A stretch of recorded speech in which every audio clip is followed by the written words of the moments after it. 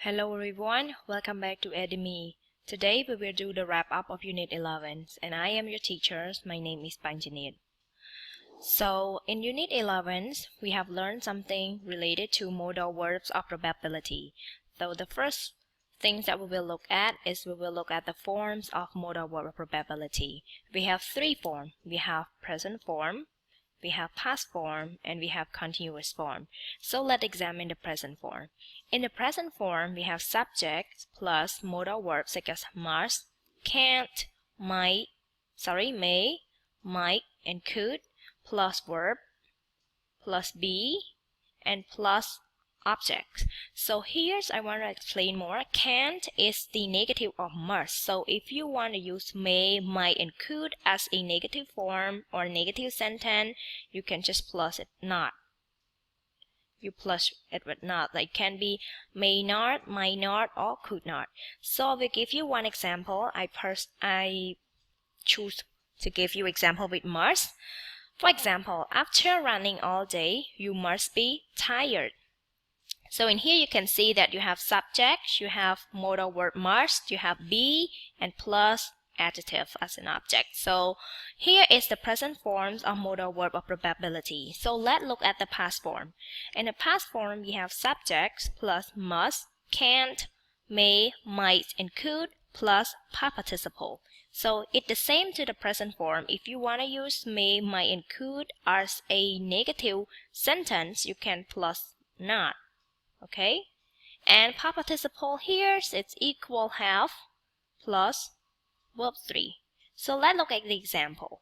I wasn't at the party. She can't have seen me. So here we have subjects and we have modal verb. I pick one of the modal verb, it is can't, and you have past participle have plus verb 3. See, saw, seen. So let's move on to the continuous form. In the continuous form, we have subjects plus modal verb, must, can, may, might, and could, plus be, plus verb ing. So examine the example altogether. My mom is at home. She might be cooking right now. So here we have might as a modal verb, and we have be, and we have verb ing, cooks plus ing, cooking. So here is the forms of modal verb of probabilities. So let's look at the usage of modal verb of probability together. Remember, the general usage of modal verb of probability, we use must and can't when we are 100% sure that something happens or does not happen. Okay? And we use might, may, could, or might not, may not, and could not when we are only 15% sure that something happens or does not happen. So must and can is more certain than might, may, and could. Okay? And in Unit 11, we also learned about phrasal verbs. So let's look at the form of phrasal verb. You know, phrasal verb, its form is verb plus particle. Particle can be preposition, can be adverb, or can be infinitive too. But in here, we will focus on particle that function as an adverb. So, for example, we have work, make, and short here as a verb, and we have adverb out and up as a particle. So let's look some of the phrasal verbs that you have learned and recall their meaning. So the first one we have find out. Find out mean what? Find out mean discover. And break up, everyone know it, and a relationship. Eat up mean finish the food. And fall out mean argue. And take up means start doing something. Okay? So we will move on to another part.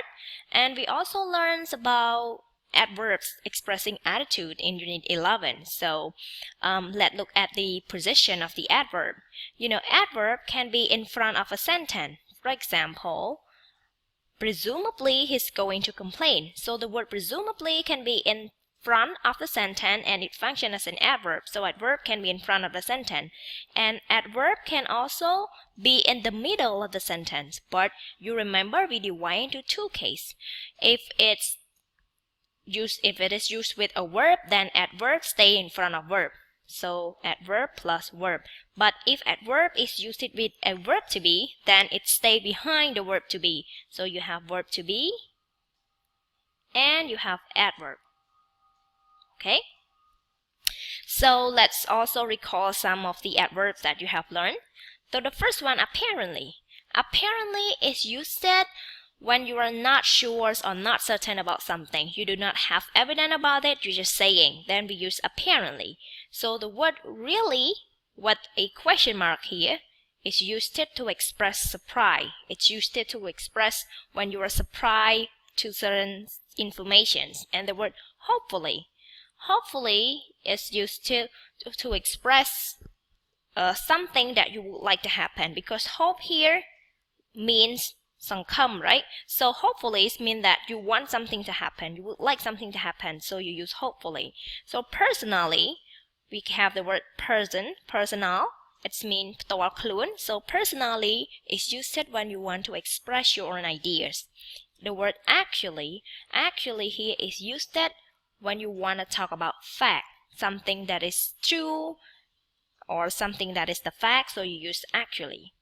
So here is all the wrap up of Unit 11, and this is the end of these videos, and thank you for your attention, and I hope to see you in the next video. Thank you.